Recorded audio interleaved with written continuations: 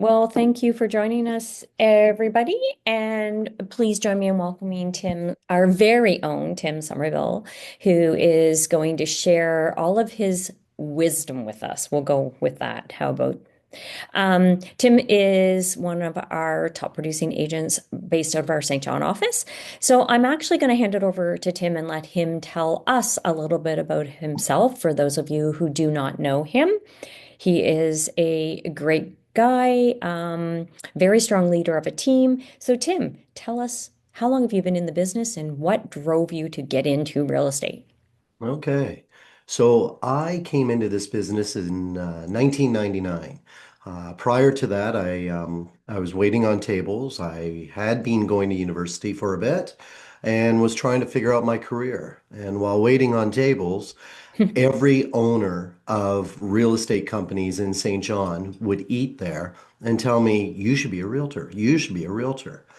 And you hear it enough and you think about it enough. And sales always seemed to be part of my, I guess you could say, background when it came to selling things. Or my mom used to sell break-resistant dishes at fairs and during the summer. So she'd stand on a chair and drop a plate. And sometimes they broke. But anyway, she'd say that was a defect. And then she'd do it again. But so sales have always been in my business, and when deciding whether or not to go back to university and either be a teacher or another career, I decided on real estate. So 99 was the year that I, broke the bottle and got in, and my cruise, my trip has not stopped. I'm still set sailing, and I'm doing my best to create a team and a business environment that leads not only to success but to happiness as well. That's awesome.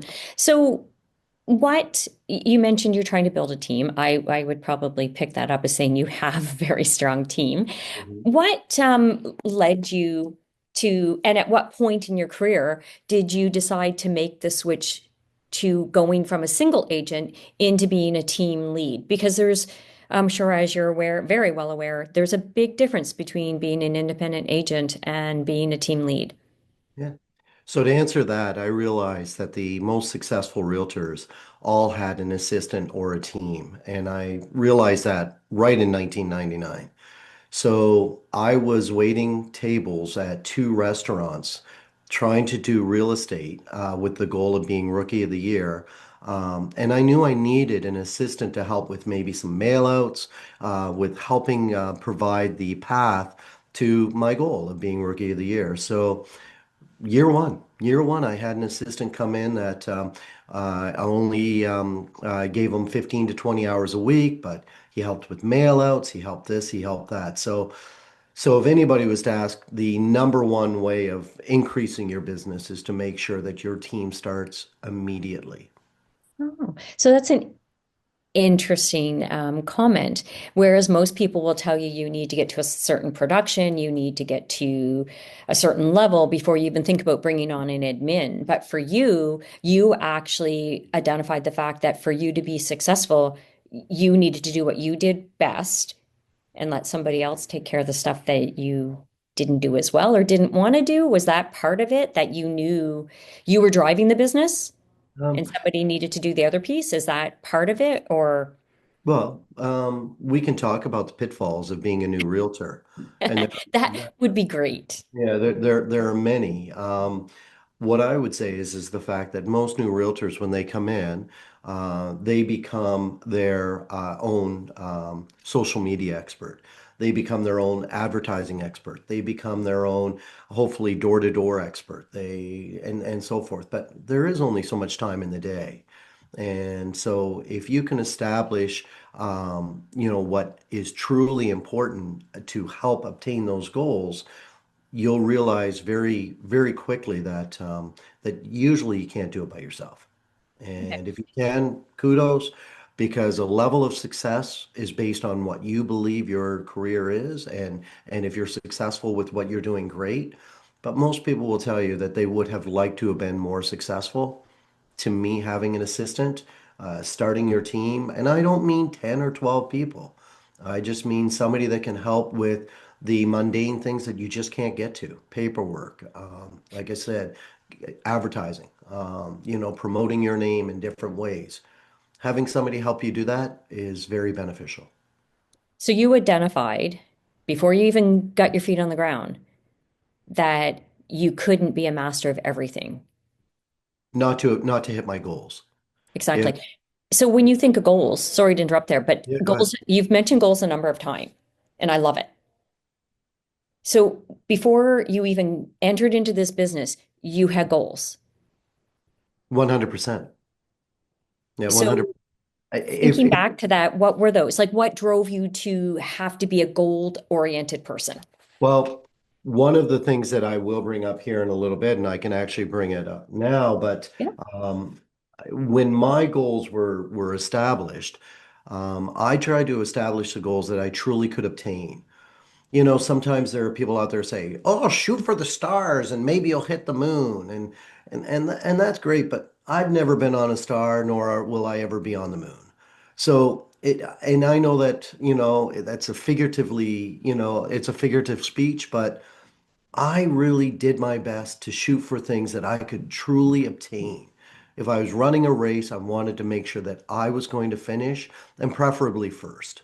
So everything is like that with me. I have three girls, and one of my daughters, Shanice, when I coached her hockey, I told her every practice, every drill was a race, and she had to finish first. And if she didn't finish first, she had to find out how to finish first so that the next time we had that race, she did. Well, real estate's the same way. We wake up and every day is a race. And so I needed to figure out how each day I won that race. And if I did, some days I didn't, but at least I know I gave it my best. Awesome. Okay, so you have a little bit of a presentation you're going to go through with us. So I'm going to stop badgering with all these questions because No, I'm you go totally ahead. off script, but I'm like, this is good. So I'm going Okay. to hand it off to you, and then I'm going to bother you. No worries. You can do anything you want I know I because can. yeah, so I'm a little different than most. So I'm not going to have this big, display behind me, but I'm going to ask if you want to learn from this, I'm going to ask for you to have a pen and a piece of paper. So if you don't have pen and paper, I'm going to give you a minute. You need it. And if you don't want to get as much out of this as you can, then by all means, just listen. But you're going to need that pen and paper. And now while you do that, I'm going to look because I have some files here. So I have, oh, look. What's in this one? Oh, I have the Glengarry leads here. Now, if anybody knows what this is, they'll understand that I love this movie. If you haven't seen Glengarry Glen Ross, you need to. Great cast and so forth, but it's about real estate. And there's a part on YouTube that's probably one of the best things you could watch as a realtor. And if you don't find it motivational and funny at the same time, then you need to get out of the business. It's hilarious. But these are the Glengarry leads. And for most of you, you can't have these because these are gold. And for you to touch these, well, they wouldn't be gold. So anyway, what I need you to do is watch Glengarry Glen Ross, at least on YouTube, and you'll get what I'm getting at. And that is the fact that, again, there are sometimes in our business leads that we have to really work hard on. And guess what? I'm going to give you some today. And guess what? Hopefully you'll use them. What else do I have? Oh, look, I have the X files. You're going to get to this here in a moment. So you're going to need to have a piece of paper with an X. I even have the Epstein files, but they're too heavy to pick up. But anyway, so we're going to start with this. We're going to start with an X. Okay. One of my favorite things that I have seen is a professor comes on, and I've seen it with teachers, and they have a jar. And most of you have probably seen this. And that jar, they start by filling it with rocks. And when they fill those rocks, they say to the class, okay, is this full? And most people would say yes. And then all of a sudden, he puts some stones in it and he shakes it around, and now the rocks and the stones are in there. And if you've seen it, he'll ask again, is it full? And the circumstance is most will say yes. And then he adds sand. And after sand, it is full. And he says again, is it full? And it isn't until he adds water. Now he's added four components. And what I want you to do is if you want to get anything out of this webinar, is I want you to take a piece of paper at some point and I want you to put an X. And there are four parts of your paper. And there's going to be rocks, stones, sand, and water. And what I want you to do is realize that in real estate, there are four main components for you and your career. Now, I'm not Richard Robbins. I'm not, Brian Buffini. What I am is I am just a successful realtor that has worked very hard to try to establish different things each year and then re-edit that each year so that it becomes more and more successful. Many people create what I would say is a path through real estate, and then they try to say, go the Brian Buffini way and do all this. Well, that's Brian's way. It may not be yours, but hopefully you get some out of that. What I'm saying about this page is I want you to determine what is your rocks that you put in first. Is this your family? Then I want you to go to the stones. Is that work? Okay. Then when you go to your sand, is that your leisure time? Okay. Maybe your vacations. And then what I want is I want your water. And your water is one that most people forget. But usually that's just that extra little bit of time in your day that you may not get to those things that you're missing. Could be as easy as, a 15-minute workout. Could be reading a book. Could be this, could be that.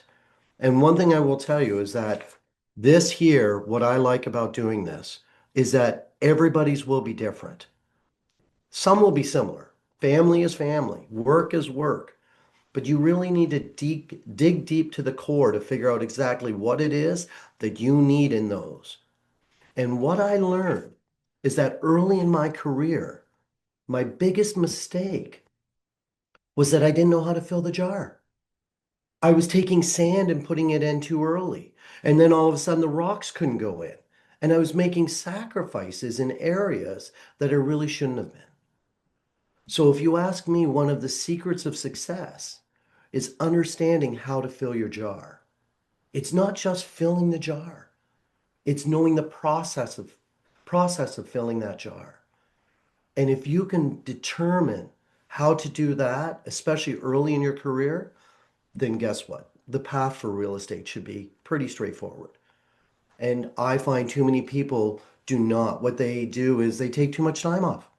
That may have been sand. And now all of a sudden, when it comes to the stones for work, you don't have as much time that you truly wanted to be successful at the level that you have chosen. Okay. So you don't have to do it right now, but I will say that it is a very good, it's good for anyone to try this and make sure that if you do it and you find it successful, do it every year. Because that is the difference, is that this X in 1999 would not have been the same X that I would do today. So something to keep in mind. And again, I'm going to fly from one thing to another. But while you're doing that, you should figure out what motivates you. And so when we talk about real estate and in our career, when you think about what motivates you, for some people, they would say, hey, guess what? Is it money? Is it just the fact that I'm in a career? Is it the fact that, again, I'm retired and I just want something on the side? So you have to figure out what motivates you. Early in my career, I had an apartment and the power was cut off. Now I was working two jobs. I had my assistant. He was always paid on time. But guess what? I had food, but I didn't pay my power. I had to make sure I was separated at the time. My girls never went without. You can ask them. One is on my team. They had a great upbringing. But at the end of the day, I was sitting in my apartment, and this was early in my career, and I said, I'm doing something wrong. And I wasn't filling my jar properly.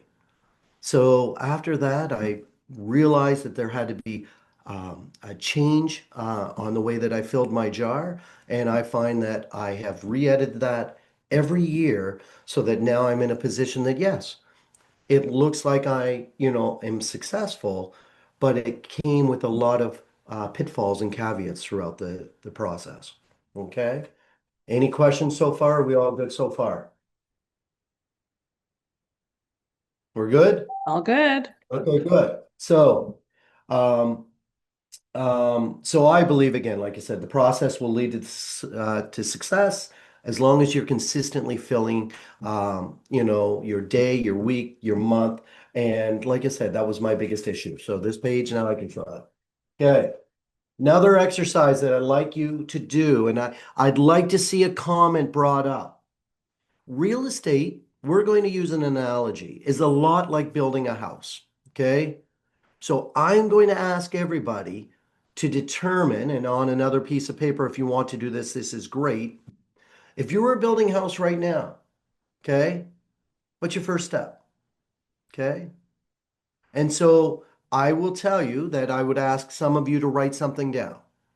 And I actually did this with Michael Dempsey yesterday while we were driving to Moncton to go see the Strumbellas.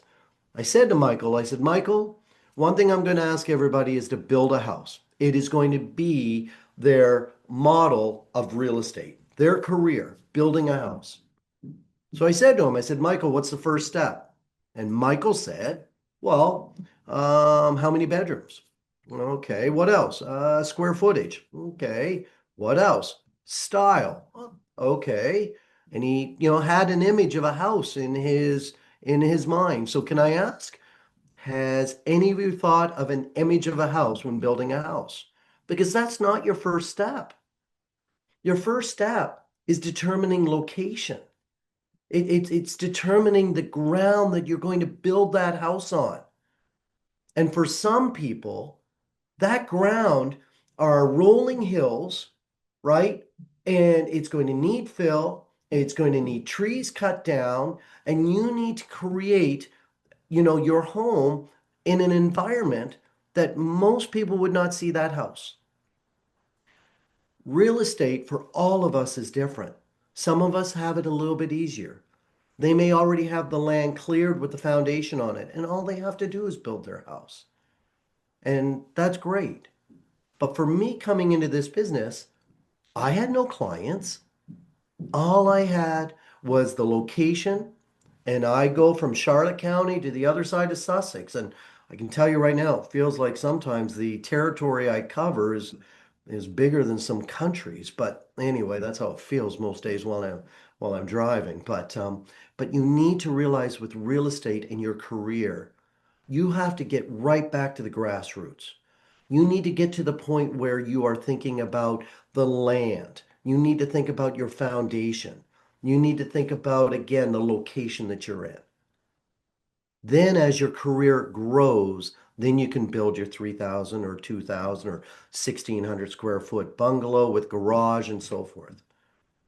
And the problem we have with new realtors is many of the new realtors, they want mom and dad's home. They don't realize that mom and dad started in an apartment, then went to a townhouse, then went to a mini home, then went to a bungalow, then went to a two-story. Now they're in a garden home. And they did that because that was their path when it came to, of course, their family and their home. Well, real estate is your family. We deal with people every day that, again, sometimes we're competing against, and sometimes, again, we're associated with. So your family, the house you're in, you need to make sure that the foundation and the land that it's on is solid. And that is one of the biggest issues I have with today's realtors. They come into this market and they think that they should be as successful as these realtors that have been in this business 15, 20 years. The ones that have had to cut the trees down to make their home. And so nothing against any new realtor that's on this webinar, but if you ask me, one of the biggest pieces of advice I can give you is to have the proper respect for the experienced realtors that are in this business. When I got into this business, there were realtors such as Marcia Sherwood, Vicky Porter, right? We had successful realtors that every time I walked into the office, all I could do was admire and respect those realtors for the career that they created. Now, I'm not going to be a Marcia Sherwood. I won't be, many of these realtors, and many of you may not be a Tim Somerville. But at the end of the day, as long as you've determined your location and you work hard from the get-go, instead of thinking, oh, I'm going to get into this business and I'm going to have a mansion within 6 months of being in this business. It's not like that. What you need to do is realize that Real estate is a very, very self-rewarding business at times, but to become self-rewarding, you need time, you need patience, and you need to make sure that you're building the right relationships throughout the process. Okay? So, we've talked about goals, we've talked about building a house. Okay, so challenge, another piece of paper. I know, I killed a tree, don't tell anyone. Um, One of my biggest challenges in real estate is actually a date. And for Royal LePage, it's usually mid-November, and that's when our real estate year ends. And for some, it's January 1st. And the reason it's a challenge is because we work so hard as a realtor all year. I remember the first couple years in the business, and you're on a, 50-50 split or 60-40 split. But if you hit this much, then for the rest of the year, you're at this. And with 2 weeks left in the year, you hit it. You're like, yes. And then guess what? It's gone. And you have to start all over again. And it's hard for many of us because you work very hard and the wheels are moving and you're like, okay, I'm successful and things are going well. And then all of a sudden, guess what? It stops and you have to do it all over again. I find that when it comes to businesses, there are some people just wake up and they go to work every day. And what happens, happens. For us, it's almost like there's a deadline. And our deadline, mid-November or end of December for some, it can be pretty crucial and pretty hard on our whole mental process because then you just have to get up, do it again, draw your X, start again, re-edit, and again, hope that our crystal ball tells us that it's going to be another great year. Okay. So that's one of the challenges I find in real estate. What we need to do to curb that is to make sure that you don't take your foot off the gas. Last year, my team had, I believe my wife told me, I believe we had about 12 ends that we were going to close between mid-November to the end of the year. This year already, we have approximately 31.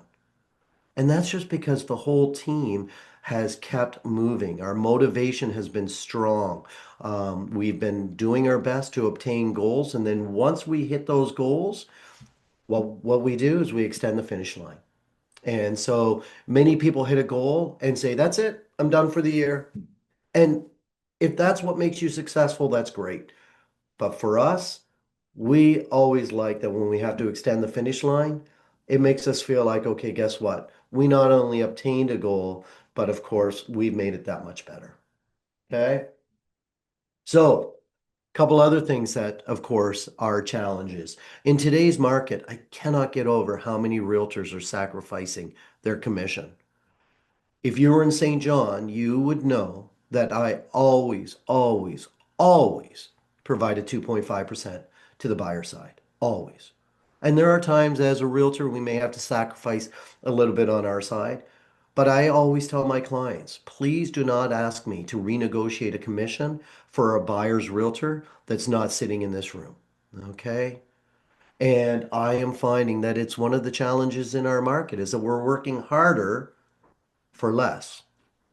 And so there was a realtor in Moncton, and she was probably the epitome of what a successful realtor in most eyes would be, and that was Susan Trottier.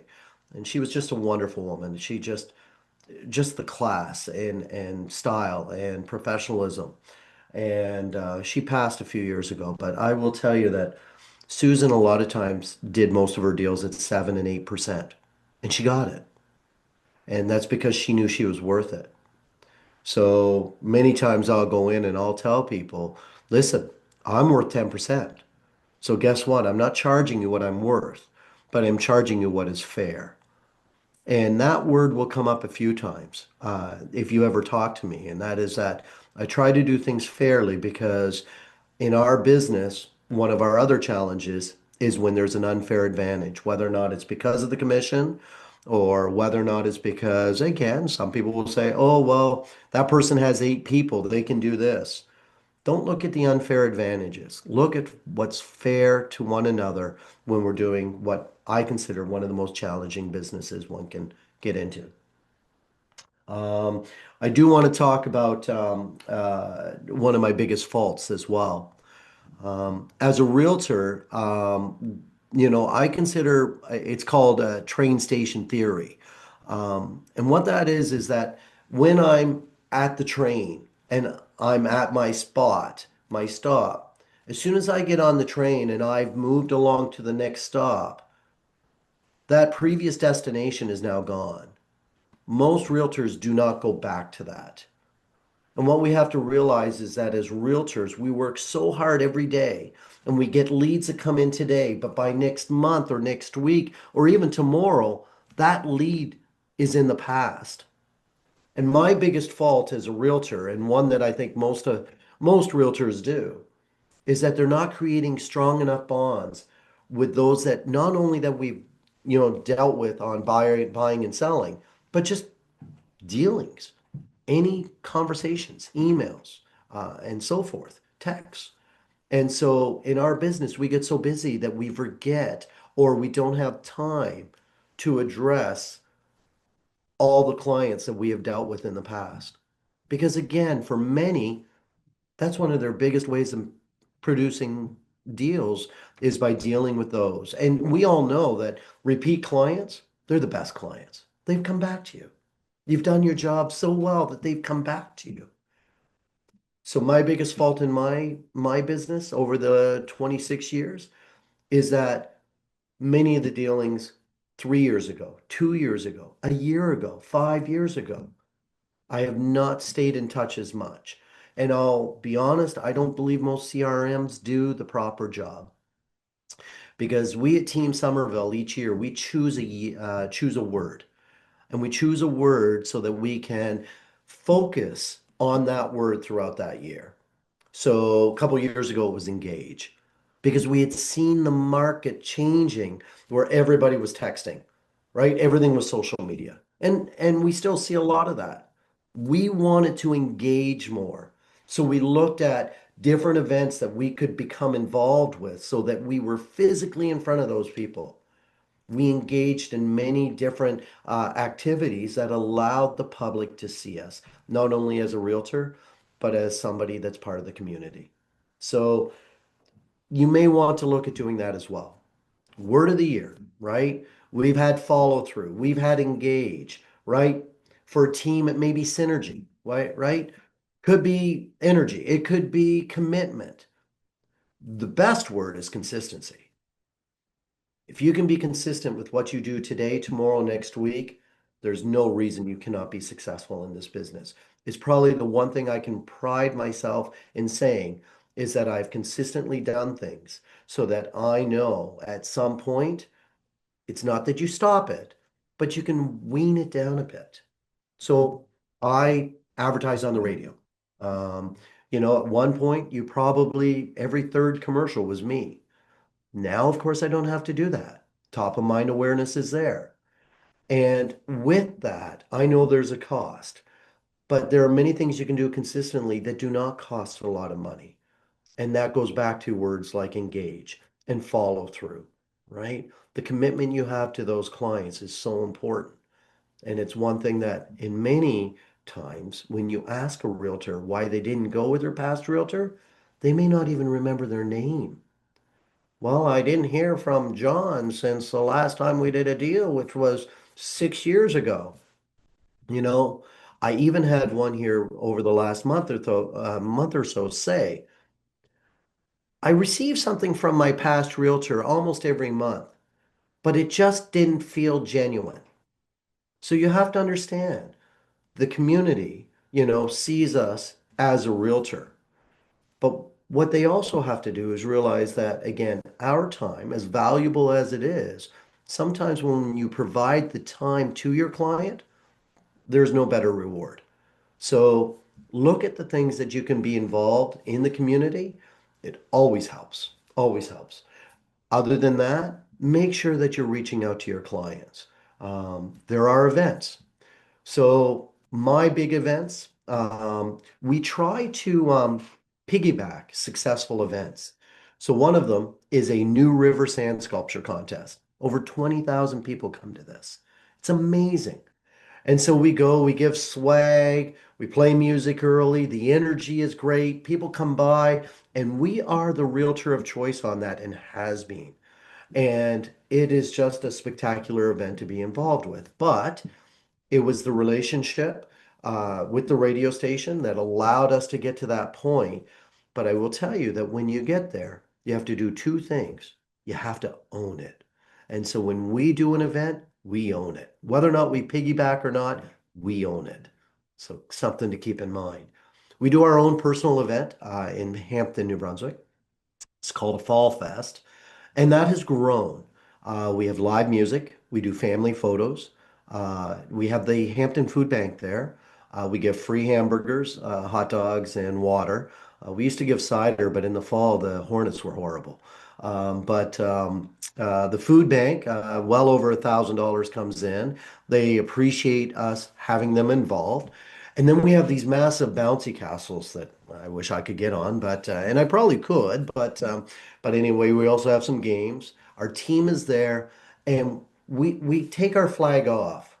It's a chance to give back to a community, to be in touch with our clients, and just have a great event at a time where most people are available. And that's the other thing. When we choose our events, we try to look quarterly and say, okay, what can we do during this quarter that can get us our best bang for our buck? And like I said, some will cost, some won't. And so, I mean, there are so many small items you could do. Couple items that that you could consider is go to an arena sometime, just on a free skate, or even if it's a $2 skate, and just go and pay for the hot chocolate for everybody there. Just go on a free day and say to the concession, I'd like to buy the hot chocolate for everybody that comes in. Come in and just say compliments of whomever. There are so many things that you can do that even does not cost that much. And so you have to be looking at ways of getting out, engaging, being in the public, and consistently doing this over the years. And so I help run my Hampton Old Timers. I've been in softball. I've been a big brother. I have done this. I have done this. At the end of the day, what I would say is that if you're not involved with the community, it can make it difficult to be successful because if they only see you as a realtor and not as part of the community, they may not trust you as much as you'll want them to trust you to call you and do business. Okay, so we've talked about words. That's good. Um, Another thing, early in my career, I promised myself that I would not say no to any business that could lead to more business. Okay, so understand that if I had to go somewhere and list a mini home, the only thought process was that they'll be in the mini home for a couple of years, then they're going to buy the next home. Then they're going to buy their next home. And so I remember a realtor here used to call me the real estate king. And again, that was early in my career, but it was because when I got into this business, I realized I couldn't go after the mansions. I had to go after business that would allow me to get repeat business from that. And so again, I did many things in my career early that returned not once, not twice, but probably 4 or 5 times, if not more. Because now all of a sudden, okay, Caitlin, I was the skinny home queen. Okay, there. Okay, good to know. But you need to make sure that at the end of the day, you are looking at your business as a way of increasing your business in years to come. If you're only doing things for that one, then guess what? The level of success is, of course, going to be limited. Okay. So, I also want to mention that real estate, it's just not an image that you see on Facebook and social media. What you have to understand is that real estate is a combination of time, sacrifice, trust, as mentioned, but goals that you can set that lead to success. And so what ends up happening is I see all these newer realtors that put on Facebook, oh, just sold this home, and oh, just sold that home, and that's great. And I'm not saying that that's right or wrong. All I'm saying is that you need to do more than that. you cannot just show a sold sign. You cannot just show, here, this is a tour of this home. What you need to do is you need to make sure that they see you outside of that, because I believe we're coming to a time where when making a decision on your realtor, many of them want to make sure that you're more than just an image.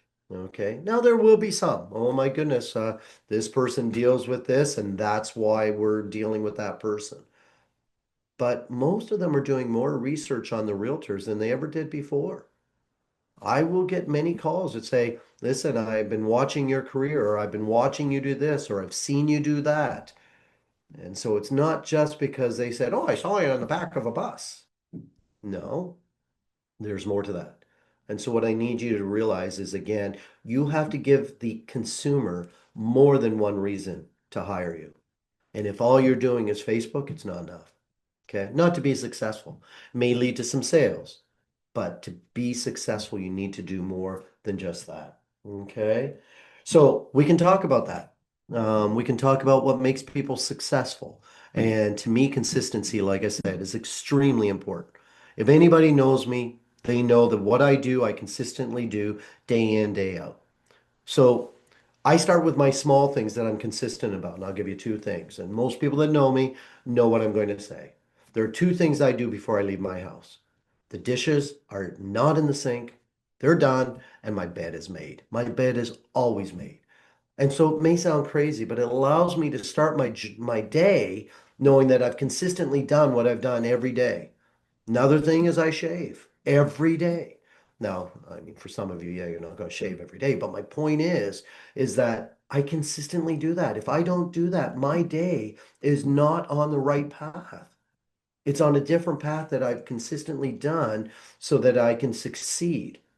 Now, what are some of the bigger tasks that you can consistently do? The biggest task as a realtor is to ensure that you have appointments for tomorrow. Not today, but tomorrow. Everything you do today should be a lead up for tomorrow. If you're doing things just for today, then again, that's a path that I don't believe will lead to success. Okay. So just keep in mind that again, when I look at my success, I have a day minder. It's not on me. It's not in all these files. But if I had my day minder and I showed it to you, that consistently shows you that I am busy tomorrow. Now, for some of you, use your Google, use this, use that, use whatever ever plan you need, but make sure that you're filling tomorrow. Okay. And sometimes you'll have time available today for a showing, do it. But sometimes if you need to get into that process, make it tomorrow purposely so that you're already starting the follow-up on what I just said. And that is tomorrow is what you're working on today. Okay. Now, another thing that I wanted to talk about is teamwork. Now, teamwork could be your wife, your husband. It could be, those that are, in the office that are there that are not part of your actual team, but, of course, contribute to your success. Then, of course, there is your team, and I will get into that in about 2 minutes, my team and how it's formed and allows me to build the business that I have. But there's a saying, and it is that, more hands make less work. And in a way, that is correct. Definitely on something quick, more hands make less work. But a proper team means that what you build grows. Okay. It means that you are growing your business exponentially, hopefully, because of the team that you've put in place. Never forget where you started from and all those that helped you blaze your path to success. But there are people that were on my team beforehand that I don't pick up the phone and call and say thank you for the 2 years of service or 6 years of service or 3 months of service. What I do is I focus on making sure that the team that you have understands the path you're going down. And that path means that, again, when it comes to real estate, it's not just sales, it's not just relationships, it's about building tomorrow. And so when you look at your team, you shouldn't be talking about an event you're doing today. You should be building that team for the event that you're doing next quarter. So this is November 20th. If I was to ask many of you, have you already done your Christmas pictures for your mail out or this or that? Hopefully, most of you are saying, yes, I did that 2 weeks ago, a month ago, as we did, right? We have ours done, we have it ready to go. If you're doing that December 14th, December 15th, well, you've missed the bus. And at the end of the day, what I have to say is that the right team will help you grow. And if you can get that team in place so that we all have the same vision, that's very important. And so I'm going to talk about that in a moment as well. In fact, I'll get to that one right now. I want you as a realtor to figure out that there are probably many questions you can ask yourself on how to be a successful realtor. But I'm going to break it down to three. Okay. There are three questions that I'm going to ask you. Now, you may or may not see the value on all three, and you may want to change this. But I always believe that there's a rule of three, almost everything. It's like your home. Well, there's an aggressive price, competitive and unreasonable. Okay, I always say, okay, well, when we're doing something, we can look at the mild, medium, and hot. So I'm going to mention that there are three questions here that could help make you successful. And number one is, what do I want out of this business? Okay. Now, as a new realtor, okay, when you ask this question, some may say, well, I want a career. I want to make money, right? I want to pay bills. Um, I'm not formally educated with 3 degrees and I can't be a doctor. And I thought that for the amount of money a realtor can make, this is what I wanted to do. And although these are answers, I don't believe they're the correct answer. I believe that the answer to the question of why do I want to what do I want out of this business, that the proper answer is the longest answer you can give. And I want you to consider this as a personal mission statement that you should re-edit every year. So just off the cuff of my head, what do I want out of this business? I want to be one of the experienced, knowledgeable realtors that provides a level of service that is literally unobtainable from any other person in this business. And in the meanwhile, have a level of living that allows my family to be happy, that they can see me, and that at the end of the day, that when I sit down, I can say that I'm successful. And you could change that every day. But at the end of the day, you really need to establish what you want out of this business. And if it's a small word like, well, I just want a career, then how can you be successful? At any time, a person should ask you, what do you get out of real estate? And if you say money or that it's a business or that it's a career, then this may not be the business for you. Establish what you want and make sure you add to that because this business can give you so much. It takes a lot, but it's one of those business that can be so rewarding. So what's question number two? I like this one. Would you hire yourself? And if so, why? And if not, why not? It's very important to ask this question. I ask myself this all the time, especially when I try to compare myself to other realtors. Okay?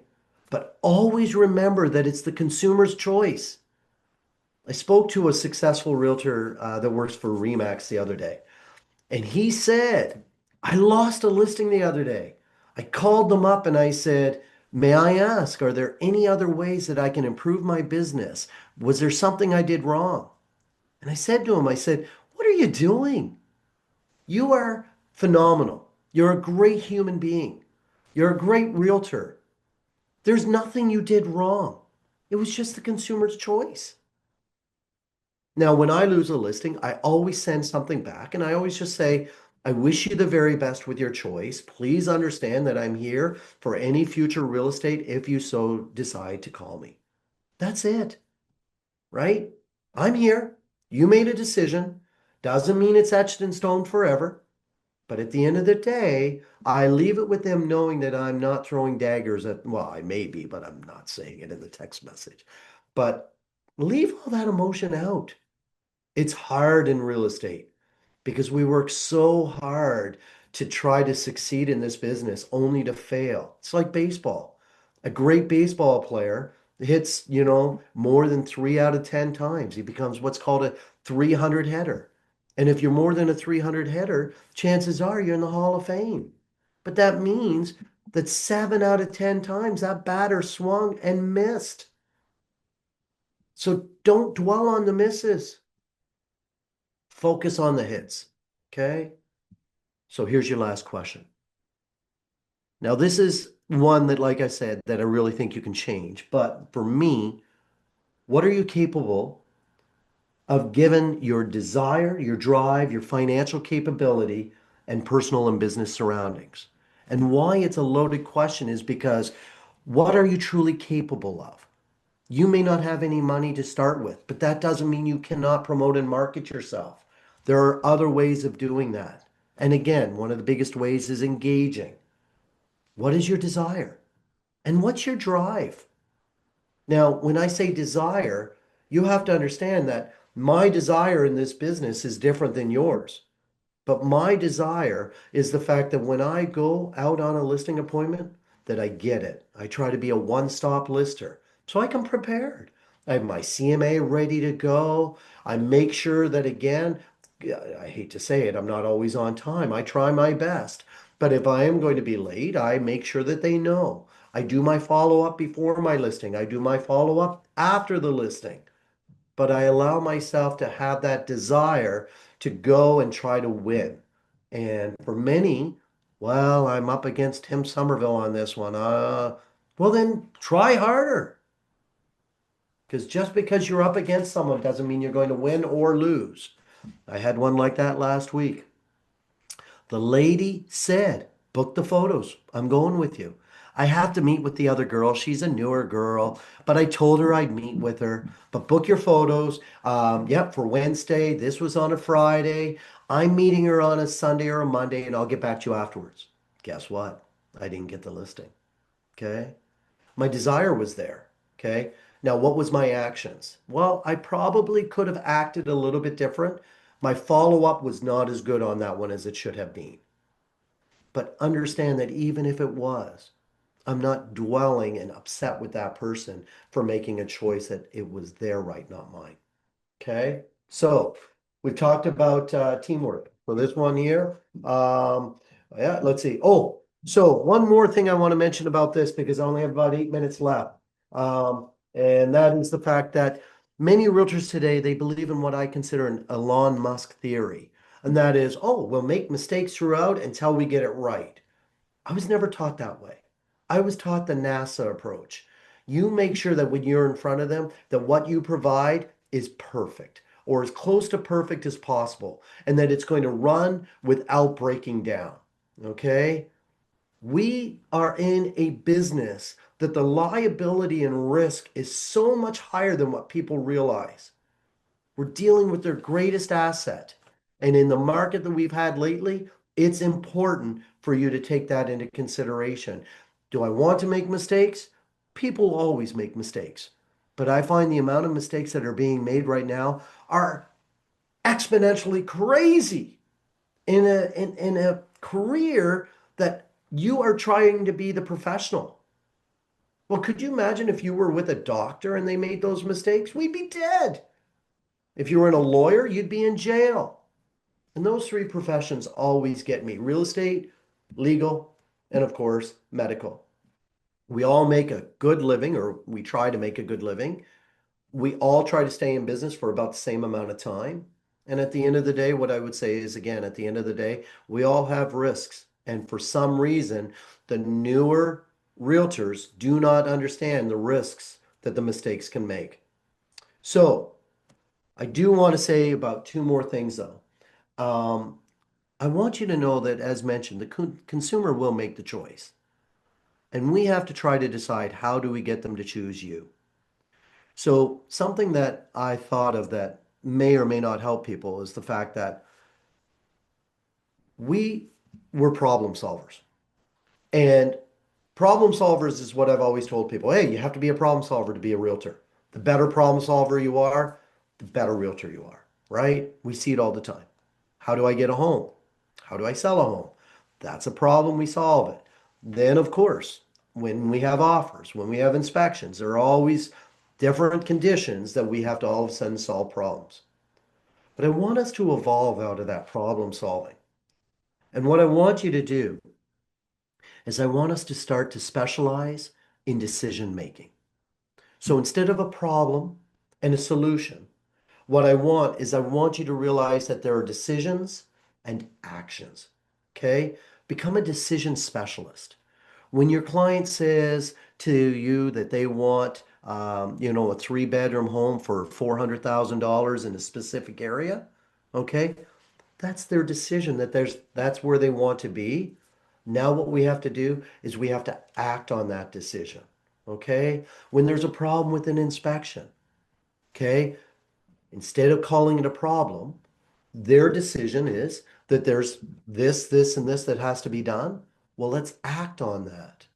And all I'm trying to say is when we hear the word problem, it's negative.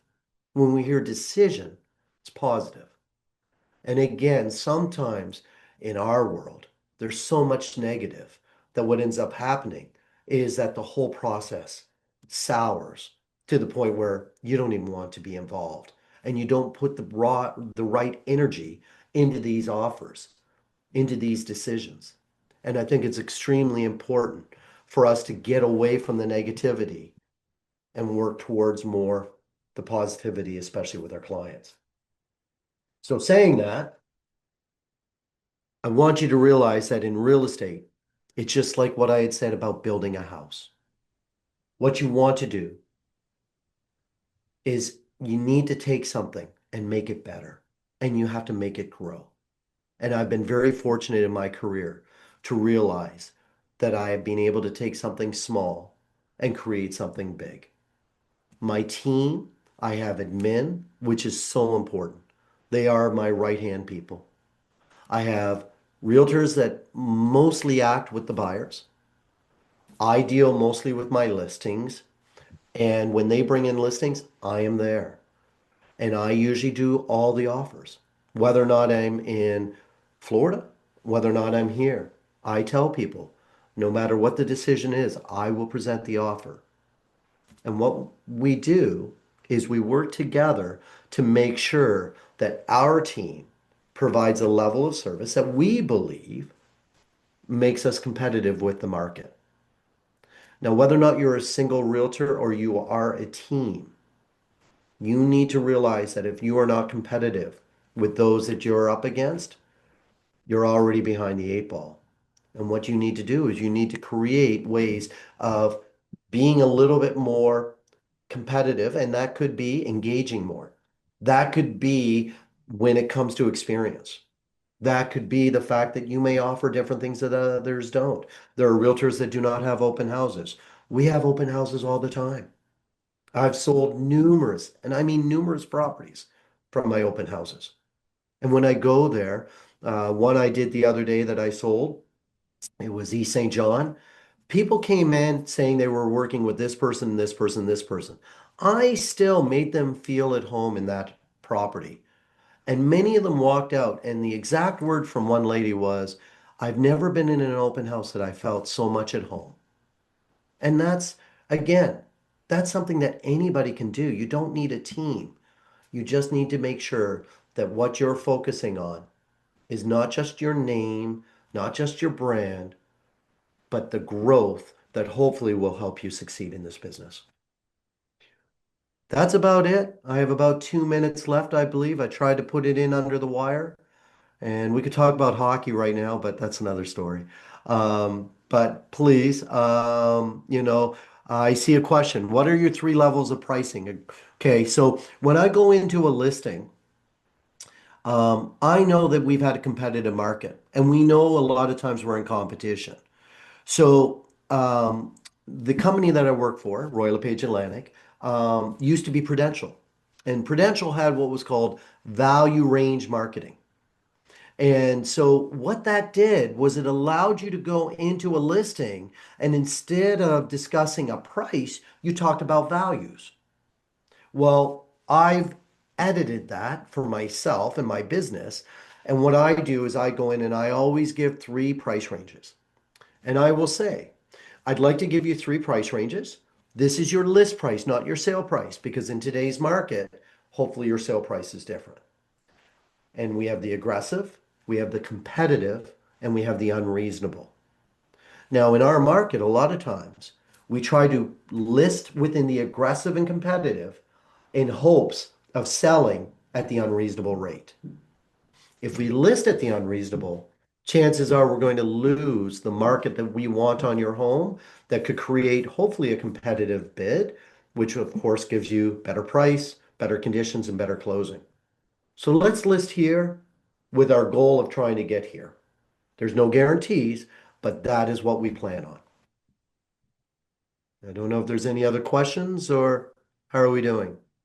I think everything is good there. However, if anybody has any questions for Tim after, if you think of anything, please feel free to send them along either to Tim himself directly, or you can send them to Helen and myself, and we'll definitely get them to him.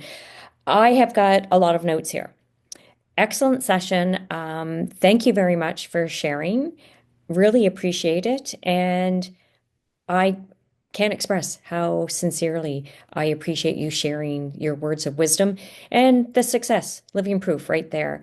It's it's nice to be able to be part of a brokerage that we have such great agents that are willing to step up and share what got them to where they're at. The hard work, determination, love the goals. I also love the fact that you get up every morning and do your dishes and make your bed. Man after my heart. There we go.